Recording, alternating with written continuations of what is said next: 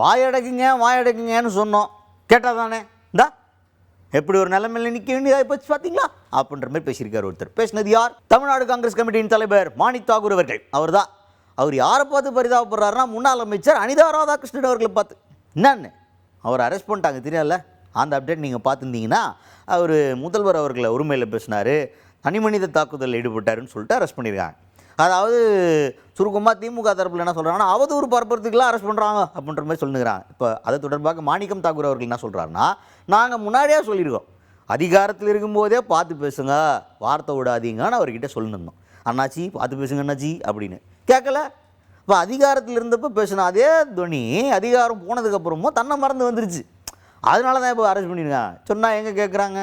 அதான் அதிகாரத்தில் இருக்கும்போதும் பண்போடு நடந்துங்கன்னா அதிகாரம் இல்லாதப்பவும் அதை ஃபாலோ பண்ணணும், அதான் மேட்ரு அப்படின்ற மாதிரி அட்வைஸை போட்டிருக்காரு மாணிக்கம் தாக்கூர் அவர்கள். ரொம்ப பேசினார். எப்போவுமே அதுதான் நாங்கள் ரொம்ப பேசாதீடா இப்போ அதிகாரம் போயிடுச்சுன்னா ரொம்ப பேசாதேப்பான்னு சொல்கிறது. அதிகாரம் மமதையில் ரொம்ப பேசினாவே பிரச்சனை தான் வந்து முடியும்.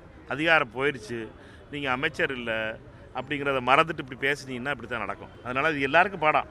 நட்டா அதிகாரத்தில் இருக்கும்போது பண்பாக பேசணும், அதிகாரத்தில் இல்லாத போதும் பண்பாக இருக்கணும். ஏன்னுட்டா அதிகாரத்தில் இருக்கும்போது திமிராக பேசி பழகிட்டு அதிகாரம் போனோடனே அது தெரியாமல் நான் அதிகாரம் போயிடுச்சுங்கிறது தெரியாமல் ரொம்ப பேசும்போது பிரச்சனை. இதுக்கு தான் இப்படி ரொம்ப பேசாதே அண்ணாச்சி, ரொம்ப பேசாதே அண்ணாச்சி நாங்கள் சொல்லி பார்த்தோம்.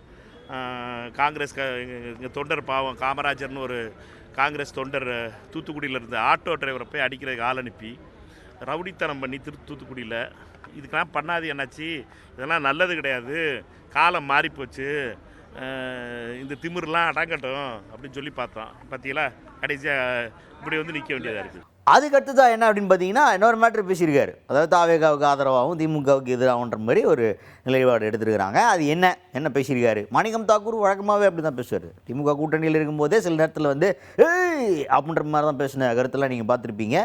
ரொம்ப லேட் பீரியடில் கடைசி அந்த தேர்தலுக்கு கொஞ்சம் முன்னாடி வரைக்கும் அவங்க பேசினதெல்லாம் பார்த்துருப்பீங்க. ஸோ அப்போலேருந்தே அது ஆரம்பிச்சிருச்சு. அப்படி இப்போ என்ன சொல்லியிருக்காரு அப்படின்றத பாருங்கள். அவர்களை பொறுத்த மட்டும் அவங்க முதல்ல சொல்லிட்டாங்க, என்னென்னா எங்களை பொறுத்த வரைக்கும் நிதி சூழ்நிலை வந்து ரொம்ப கஷ்டமாக இருக்குது அப்படிங்கிறத வந்து ரொம்ப அழுத்தமாக சொல்லியிருக்காரு முதலமைச்சரும். அதற்காக ஒரு வெள்ளை அறிக்கையும் வெளியிட்டிருக்காங்க. மக்களை பொறுத்த மட்டும் அவர் செய்வாருன்னு நம்பிக்கிட்டு இருக்காங்க. சரியா? நீங்கள் ஒன்றை மட்டும் புரிஞ்சுக்கிறணும்.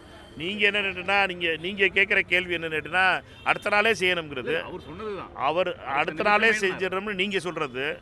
அவரை பொறுத்த மட்டும் என்னன்னா நிதிநிலை இப்படி இருக்குன்னு சொல்கிறார். அதனால் நீங்கள் மக்களை பொறுத்த மட்டும் மக்கள் நம்புகிற வரைக்கும் அவர்களை பொறுத்தவரை செய்கிறதுக்கான முயற்சி செய்கிறாரு. அது மக்கள் என்ன நம்புறாங்கிறத முக்கியம்.